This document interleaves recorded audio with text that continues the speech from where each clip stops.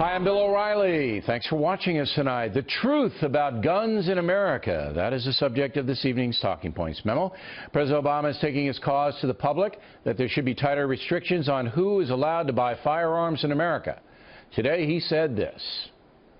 And from every family who never imagined that their loved one would be taken from our lives by a bullet from a gun.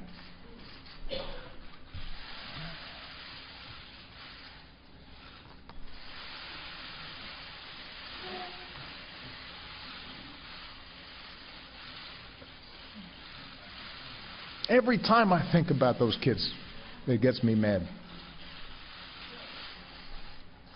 And by the way, it happens on the streets of Chicago every day. Mr. Obama is obviously sincere in his quest for more public safety, but he is missing the big picture. According to the latest FBI stats, slightly more than 8,000 people were victims of firearm murders in 2014. There were 118,000 robberies involving a firearm and almost 150,000 aggravated assaults involving guns. The population of the USA is approaching 330 million, so you can see there is not a gun crime epidemic. And the vast majority of these heinous crimes are committed by hardcore criminals, not civilian shooters. Right now, there are more than 300 million firearms in America, and they're currently all over the place. So there will be a thriving black market for guns no matter what kind of registration laws are passed. As far as terrorist-related firearm killings in the USA, there have been 88 deaths in the past 10 years by armed terrorists. Not an epidemic. Now, Talking Points understands public safety, and reasonable gun registration laws should be on the books.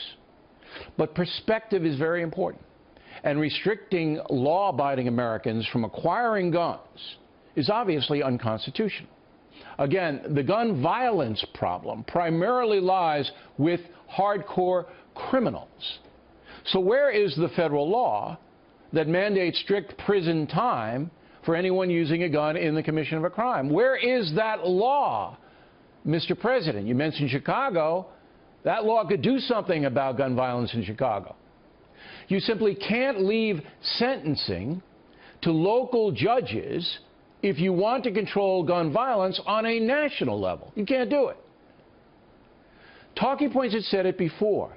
Any person convicted of a gun-related crime should get 10 years in prison on top of what they get for the crime, whether it's assault, murder, or robbery. That would send a meaningful message. The truth is, terrorists are not going to submit themselves to background checks. Neither are dangerous felons or insane people. They're not going to sign any paper when they buy a gun. Do we all get that? They will buy their guns on the black market, and no registration law will prevent that. On the other side, the NRA and the gun owners should be reasonable. The FBI should background check anyone buying a firearm in America. That just makes sense. If you are paranoid and believe the government is stockpiling information so they can come to your house and take your guns, that's your problem. Your problem. But the government has an obligation to enhance public safety. And that brings us back to harshly punishing people who violate the law with guns. Registration's not going to solve the gun murder problem. Zero tolerance toward gun crime might. Think about it, Mr. President.